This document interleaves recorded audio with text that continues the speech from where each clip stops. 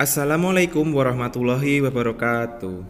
Bertemu lagi dengan saya Novian Hariwidodo di channel Pencari Ilmu. Hari ini kita akan belajar menjawab pertanyaan persiapan ujian sekolah berbasis komputer dengan tipe soal HOTS. Untuk kali ini kita akan mempelajari mata pelajaran prakarya. Oke, langsung saja kita awali hari ini dengan berdoa terlebih dahulu. Berdoa mulai.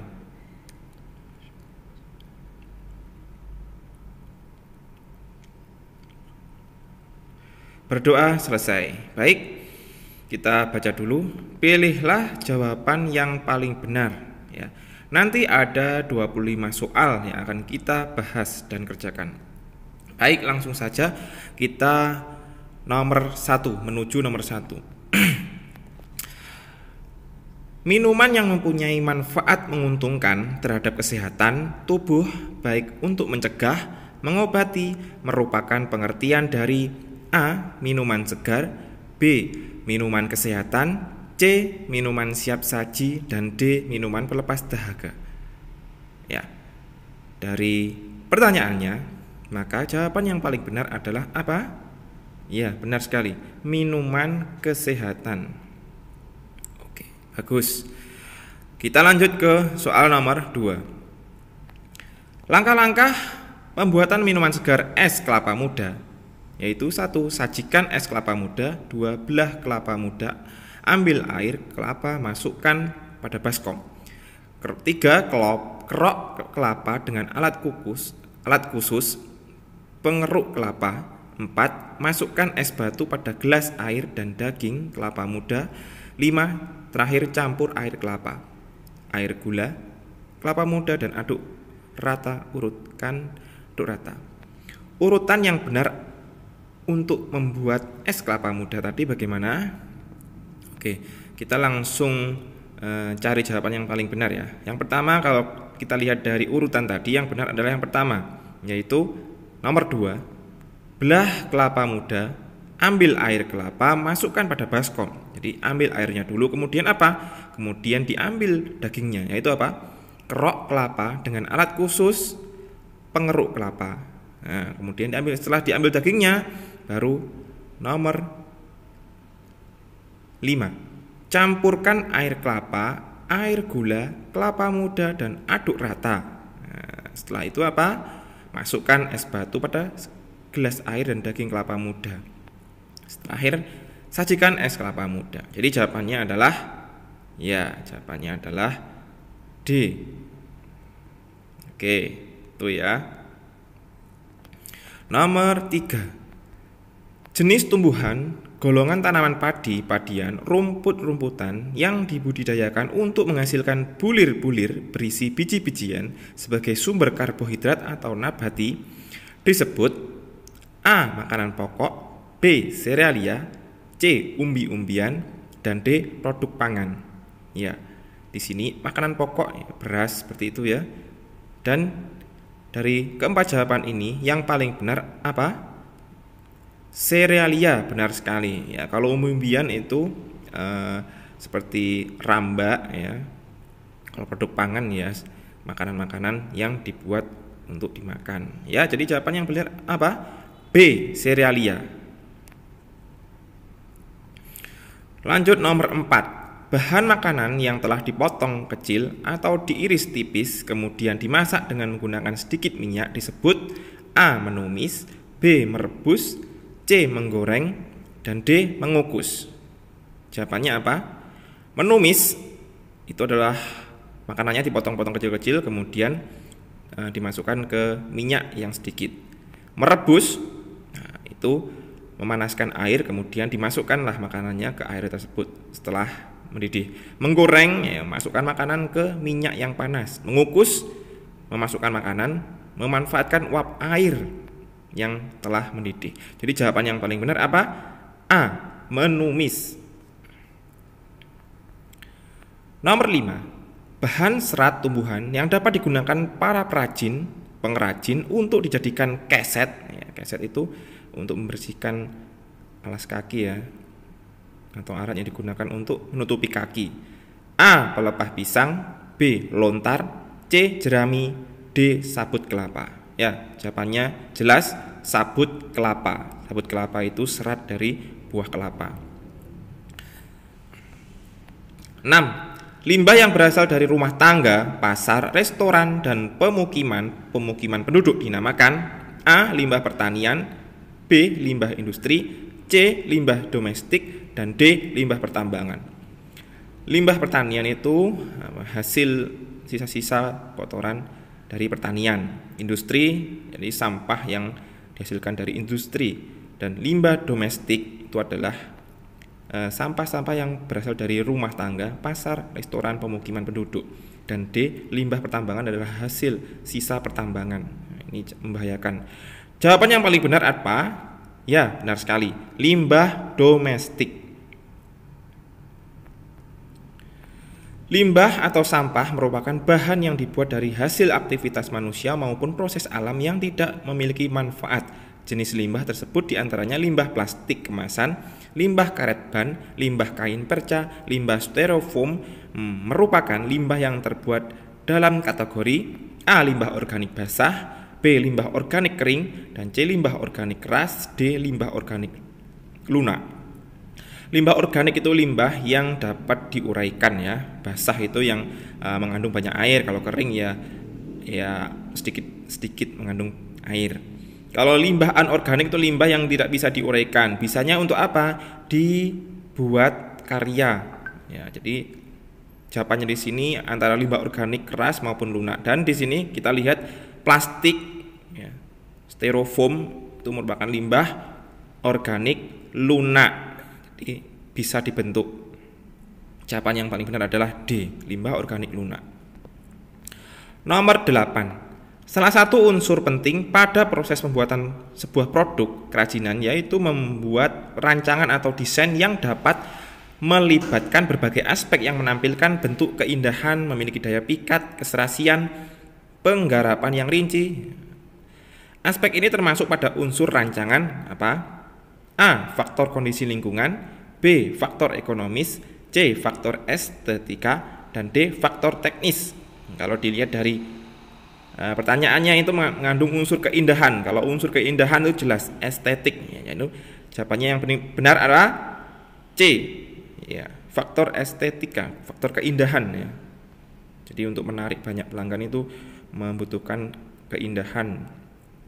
Nomor 9.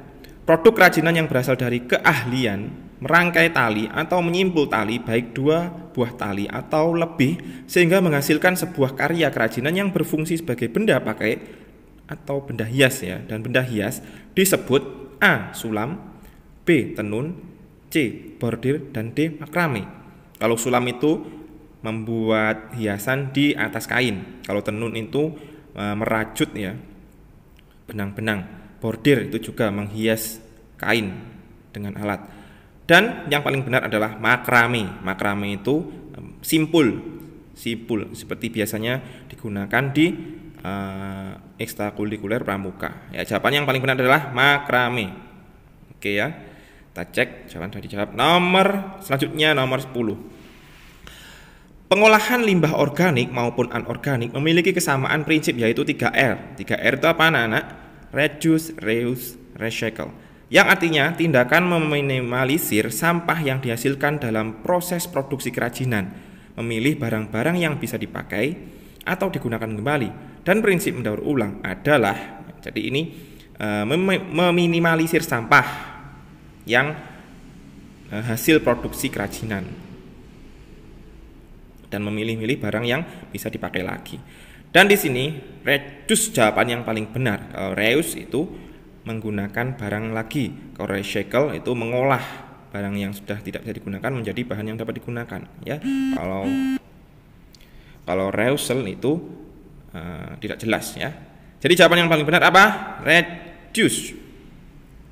Baik. Nomor selanjutnya. Setiap daerah mempunyai komoditas tanaman sayur unggulan yang berbeda-beda. Perbedaan ini terjadi karena kondisi alam di tiap daerah beragam. Pada dataran tinggi, jenis tanaman sayur yang dapat dibudidayakan antara lain, ya, Ini kalau kita lihat dari materi yang sudah kita pelajari itu kentang, ya, brokoli itu berada di dataran tinggi. Dan tambahan untuk sayuran lain yaitu wortel. Jadi jawaban yang paling benar adalah A, kentang, wortel, brokoli. Oke anak-anak. Selanjutnya nomor 12. Usaha untuk menambah, menumbuhkan, dan mewujudkan benda atau makhluk hidup agar lebih besar dan berkembang biak atau bertambah banyak. Hal tersebut merupakan pengertian dari, jelas ya, gampang sekali ini, budidaya. Nomor 13, agak panjang ini ya. Budidaya tanaman obat dari hari ke hari makin berkembang seiring dengan kesadaran penggunaan obat alternatif dari bahan alami atau herbal. Indonesia kaya akan aneka ragam tanaman obat. Spesies tumbuhan di Indonesia kurang lebih 30.000. Sebagian besar merupakan tumbuhan obat. Hal ini merupakan anugerah Tuhan Yang Maha Esa yang patut kita syukuri. Tanaman obat yang melimpah ruah itu diantaranya ada sirih, jahe, kunyit, temulawak, lada, dan lain-lain ya. Di antara tanaman obat di atas yang bisa mengobati sariawan diantaranya ya, dari keempat pilihan A, B, C ini A, jahe, kunyit, temulawak, B, daun jambu biji, sambiloto dan kencur, C, alang-alang, lada dan sereh, dan D, sirih, daun saga dan getah angsana. Ya, kalau jahe, kunyit, temulawak itu biasanya panas ya, panas dalam ya, atau demam. Daun jambu biji itu biasanya untuk yang mencret ya. Kalau alang-alang itu panas dalam. Sirih itu untuk sariawan. Jadi sirih, saga, dan getah angsana itu untuk sariawan. Jadi jawaban yang paling benar apa? Ya, jawaban yang paling benar adalah D, sirih, daun saga, dan getah angsana. Kalau pengen tahu silahkan di Google ya, di share, dicari dari masing-masing itu manfaatnya apa. Nomor 14, satwa harapan dipelihara masyarakat dengan alasan yang beragam. Salah satunya sebagai pekerjaan sampingan karena memiliki nilai ekonomis untuk meningkatkan penghasilan keluarga. Jadi satwa harapan. Di Indonesia terdapat banyak sekali komunitas atau perkumpulan pencinta hewan yang termasuk jenis satwa harapan yang banyak dibudidayakan di masyarakat Indonesia ini khususnya adalah A, ayam, itik, soang, dan kalkun. B, anjing, ya jelas enggak ya. B, C, sapi, kerbau, domba, dan kambing. Dan D, cacing tanah, jangkrik, lebah, madu, dan ulat sutra. Ya, kalau di sini kalau dilihat dari manfaatnya untuk nilai ekonomis yang paling besar itu jawabannya adalah C, sapi, kerbau, domba, dan kambing ya. Kambing itu dagingnya, domba itu bisa bulu, bisa daging, bisa susu, kambing juga bisa susu juga. Kerbau itu biasanya untuk menarik gerobak atau dagingnya juga bisa. Sapi juga seperti itu, ada daging dan susu. Oke, jadi jawabannya C. Nomor 15, dalam pemilihan bibit ternak untuk dijadikan bibit yang perlu diperhatikan harus mempunyai dan mewariskan sifat unggul serta memenuhi persyaratan tertentu untuk dikembangbiakkan. Pemilihan bibit yang baik merupakan kunci utama keberhasilan budidaya ternak kesayangan. Calon bibit yang baik dapat diketahui dengan melakukan seleksi. Cara sederhana untuk mencari bibit yang unggul adalah ini, bisa dilihat ya. A, memperhatikan catatan kemampuan produksi secara individu. B, mata bersinar dan memiliki bentuk tubuh seimbang dan tidak cacat. C, melihat fisik ternak dan mencari ternak yang besar-besar. Dan D, membeli dengan harga yang mahal. Kalau membeli harga dengan mahal itu tidak menjamin ya. Melihat fisik itu bagus, tapi kalau mencari yang besar-besar itu juga tidak menjamin. Kalau besar-besar tapi sakit kan buruk juga untuk perkembangbiakan. A dan B memperhatikan catatan kemampuan produksi itu juga bagus, tapi yang paling benar di sini adalah apa? Yang jelas adalah sehat, yaitu tidak cacat, ya, tubuhnya seimbang dan matanya bersinar. Artinya apa? Artinya bahagia mungkin ya. Oke, jawaban yang paling benar apa? B, mata bersinar dan memiliki bentuk tubuh seimbang dan tidak cacat. Itu untuk cari bibit yang unggul. Selanjutnya 16. Di antara tahapan budidaya ternak sayangan yaitu pengadaan kandang, pemilihan bibit, pola pemberian makan, serta pencegahan hama penyakit. Apabila kita mau membudidayakan ternak, hal utama yang harus disiapkan dahulu apa? A, pengadaan kandang sesuai kapasitas dan ukuran. B, memiliki lahan yang seadanya. C, membeli bibit yang mahal. D, D. Memberi pakan yang terus-menerus. Yang pertama yang harus kita lakukan pasti menyiapkan tempat, yaitu A. Pengadaan kandang sesuai kapasitas dan ukuran ya. Jadi kita harus siapkan dulu kandangnya. Jangan seadanya, karena nanti kalau ukurannya besar, kalau seadanya nanti tidak nyaman ya, sehingga tidak sehat. Ya, jawabannya A. Pengadaan kandang sesuai kapasitas dan ukuran. Nomor selanjutnya 17. Ilmu pengetahuan yang mempelajari tentang proses atau prinsip pembuatan dan cara kerja dari suatu benda sehingga diperoleh hasil yang sesuai dengan kemampuan kerja dari alat yang dibutuhkan adalah pengertian dari ilmu apa, anak-anak? Ilmu industri itu untuk proses industri ya. Teknologi pangan itu untuk membuat makanan yang bagus atau yang bergizi. Teknologi pertanian ini untuk memudahkan pertanian dan untuk menghasilkan jenis-jenis tanaman yang unggul. Dan teknologi mekanik yaitu apa? Yaitu mempelajari proses dan prinsip pembuatan untuk menghasilkan benda yang sesuai yang diharapkan. Jadi jawabannya apa? Jawabannya adalah teknologi mekanik. Nomor 17 jawabannya B. Ya, lanjut ya. Nomor 14. Dalam membuat sebuah produk konstruksi miniatur rumah, hal yang terlebih dahulu diperhatikan yaitu mengenal bagian-bagian dasar sebuah rumah. Mengidentifikasilah bahan, alat, serta teknik pembuatan yang dapat digunakan untuk membuat sebuah konstruksi.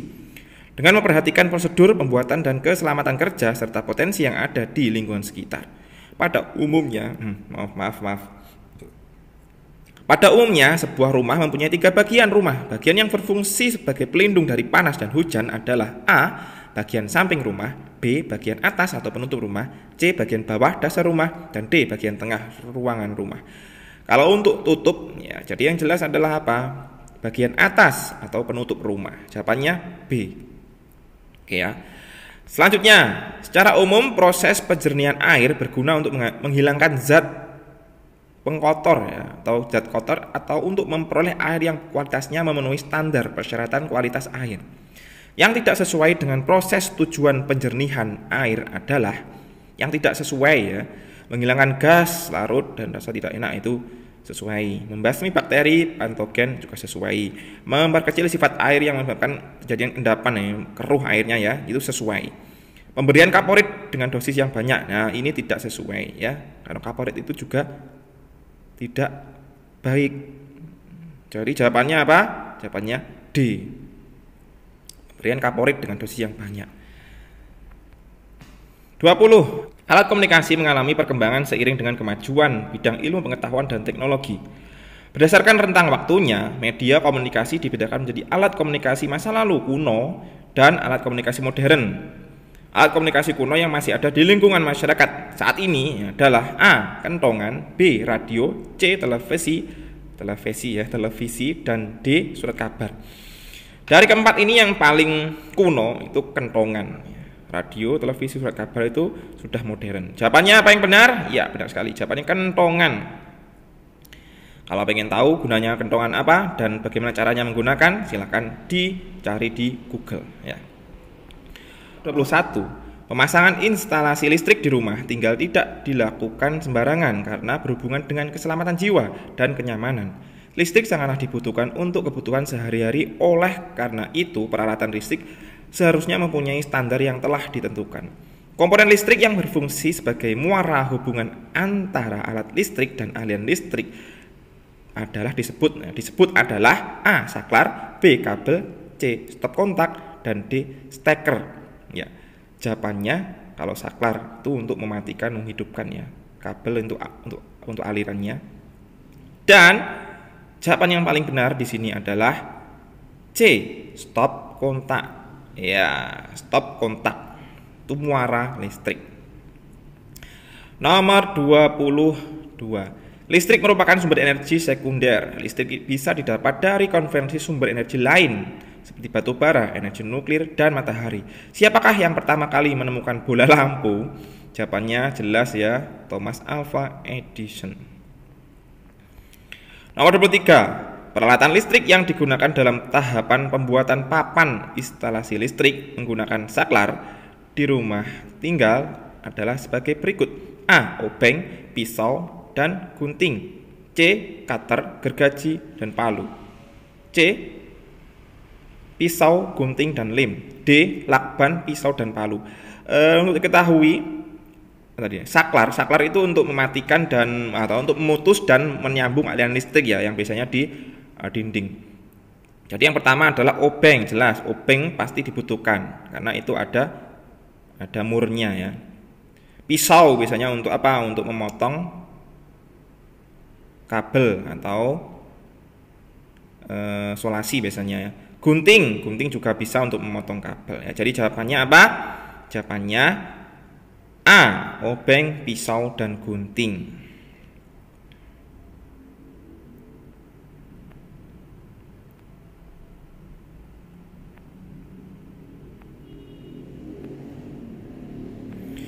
Lanjut nomor 14. Suatu rangkaian yang beban-bebannya, misalnya lampu, dipasang secara berdampingan dan tidak memiliki titik percabangan pada rangkaiannya.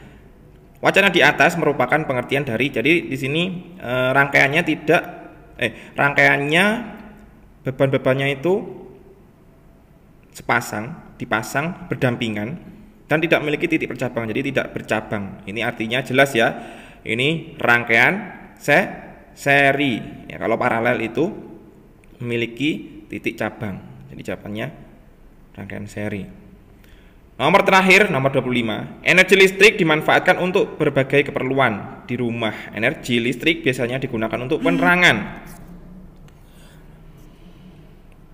Di rumah energi listrik biasanya digunakan untuk penerangan, pemanasan, dan pendinginan. Sebagai penerangan listrik juga bisa dibuat sederhana, mungkin dengan peralatan sebagai berikut. A. Ya, kita baca dalam hati. Silakan dibaca anak-anak dan dimengerti untuk setiap jawabannya ya. A, B, C. Jadi untuk membuat energi listrik sederhana ya, penerangan itu bisa digunakan yang pertama ya kabel, saklar, pemutus dan nyambung. Kemudian yang jelas sudah lampu, bohlam, dan sumber listrik. Bisa apa? Bisa listrik rumah atau bisa baterai. Jadi di sini jawaban yang paling benar apa? A. Ya. Kenapa? Karena di sini cukup sederhana. Kalau A, kabel, saklar sudah cukup dan ditambah lampu dan baterai. Ya. Nah, kalau stop kontak itu kan sumbernya nggak bisa kalau baterai, nggak bisa disambungkan kalau baterai ya. Dan mungkin tidak cukup juga. Oke, di sini 25 soal sudah berhasil kita jawab ya. Mungkin kalau ada jawaban yang lain di antara nomor-nomor ya, silahkan dikoreksi dan disampaikan di kolom komentar ya. Sehingga nanti kita sama-sama saling belajar ya. Oke, kita kirim jawabannya dengan klik kirim. Kemudian nanti nilainya akan langsung keluar. Dengan apa? Dengan lihat skor. Oke, kita bisa lihat. Kita bisa buka di Chrome. Kemudian kita akan melihat nilai yang kita dapatkan. Ya, jawabannya benar semuanya ya. Baik anak-anak, seperti itu ya. Jadi saya ingatkan lagi, kalau ada jawaban-jawaban yang lain atau mungkin ada hal-hal yang ingin disampaikan, silahkan sampaikan di kolom komentar ya. Mungkin evaluasi atau koreksi atau jawaban ada yang kurang benar, silahkan disampaikan di kolom komentar. Biar apa? Biar kita saling belajar dan saling mengingatkan. Baik anak-anak, terima kasih. Semoga video ini, soal-soal yang kita kerjakan bermanfaat dan kalian bisa gunakan untuk belajar dan evaluasi. Terima kasih sudah melihat videonya. Saya akhiri. Wassalamualaikum warahmatullahi wabarakatuh.